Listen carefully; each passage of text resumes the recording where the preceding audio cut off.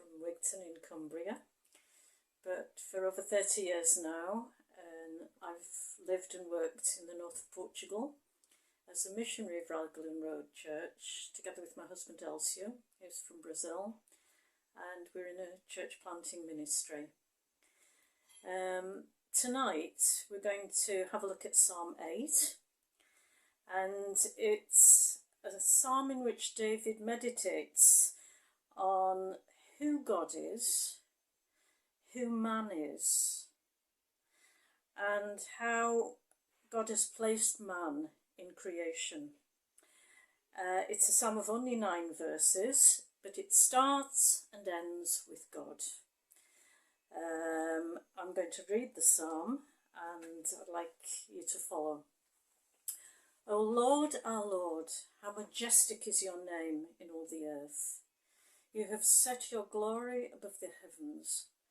Out of the mouth of babies and infants, you have established strength because of your foes, to still the enemy and the avenger. When I look at your heavens, the work of your fingers, the moon and the stars which you have set in place, what is man that you are mindful of him, and the Son of Man that you care for him? Yet you have made him a little lower than the heavenly beings, and crowned him with glory and honour. You have given him dominion over the works of your hands. You have put all things under his feet, all sheep and oxen, and also the beasts of the field, the birds of the heavens and the fish of the sea, whatever passes along the paths of the sea. O Lord, our Lord, how majestic is your name in all the earth. It's a wonderful psalm, and it starts with an outburst of praise, a declaration of who God is, his majesty, his glory, which goes beyond anything that can be seen on earth or in the heavens.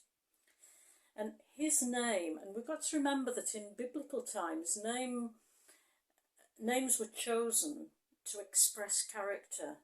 They weren't chosen just because they sounded nice, but they were an expression of who the person was. So the name of God is known not just in the nation of Israel, but in all the earth. David is saying in that first verse, God is God of all creation, of all people, everywhere and in every generation. What a wonderful truth. Then in verse 4,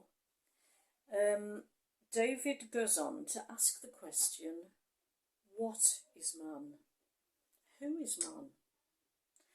And he goes on to say that in some way he's lower than spiritual beings, lower than the angels. Obviously, man has less power, less majesty. We're limited by our bodies, by our physical, mortal state. And, of course, in our understanding of God, we're just limited. And then sin. Sin has ruined us. It's distorted and damaged us. So we really are not just perhaps a little lower than the angels, but definitely lower. But then David goes on to say, and yet God has crowned us with glory, with honour. For me in these verses, David is looking prophetically at the time when man can be redeemed by what Jesus did on the cross. This position of being crowned with glory and honour.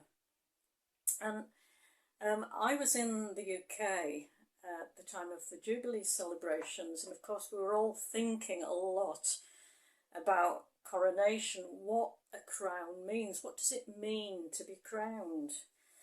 Well, obviously it's a symbol of great power and majesty.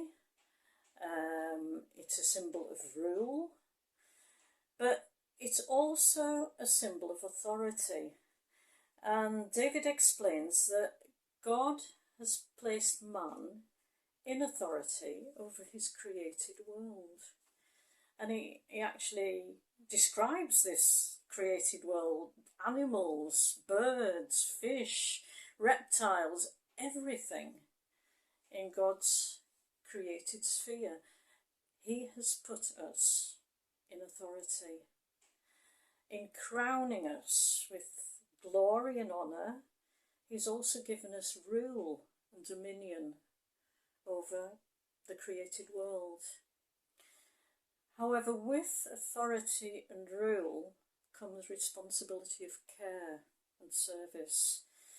And listening to a lot of the interviews on TV, reading some of the commentaries at the time of the Jubilee celebrations, I think the thing that most impressed me with the Queen's life was that commitment to care and service of the nation, that she saw her coronation as a vocation and a sort of an endorsement of her position of care and serving her country. And when we look at the state our world is in, our physical world, I think it's indicative of just how much man, and that means all of us, have fallen short in that responsibility. And I find these verses personally very challenging. How do I care for the world in which I live? How do I demonstrate service for God's created world? What are the practical ways in which I can show this rule and dominion? We're not just part of the ecosystem. It's clear that God has placed us in a superior place, in a place of rule and authority. But am I, in my attitudes to the world in which I live, am I showing a duty of care, a duty of service? But I think the verses that most spoke to me as I was studying this psalm to share with you are verses 2 to 4. And I'll read them again. Out of the mouths of babies and infants you have established strength because of your foes.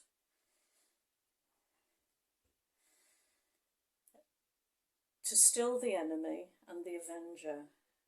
When I look at your heavens, the work of your fingers, the moon and the stars which you have set in place, what is man that you are mindful of him, and the Son of Man that you care for him?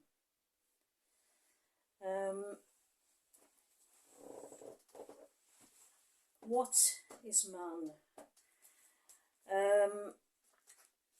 In these verses, we read about the place of man, his lower state, if you like. And it's interesting that Jesus quotes this verse in Matthew 21 when he's faced with his foes, with his enemies, who are the religious leaders of the time.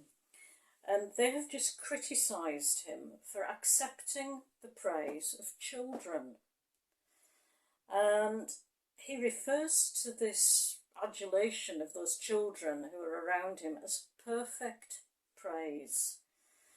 And we see a familiar theme running right through the scriptures, that the weak, the small, the have-nots, the are-nots, that in some way can defeat the enemy, the David and the Goliath.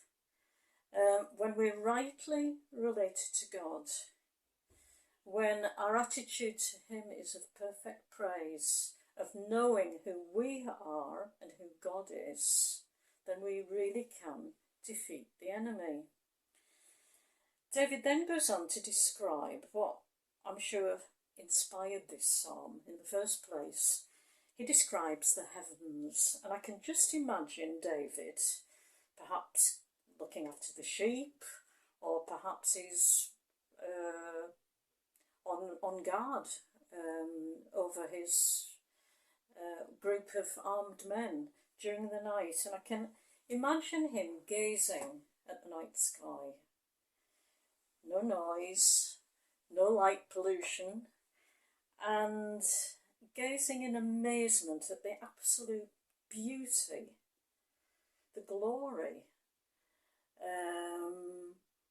the awesomeness, the vastness of the night sky, billions of stars. And in another psalm we read that God has called each star by name. I mean, that is just mind-blowing. And this experience of looking at the night sky leads him to this spontaneous declaration that comes from the very centre of his being. What is man that you're mindful of him? The glory and majesty of God, and the smallness, the fragility, the vulnerability of man, and yet the care, the love of God for us. That word care in other translations is expressed as, what is man that you visit him? The fact that God intervenes in man's story, that he engages with him, that he wants a relationship with him. And I believe that for David it was a revelation. It was a moment of seeing God. A moment in which David became a small child and uttered words of perfect praise. It was a moment of wonder. And that got me thinking, what is wonder? Listening recently to a podcast by Tim Keller, it was on our journey here, he defined wonder as an overflow of joy that spontaneously bursts out in praise, in awe, even in those who don't know God.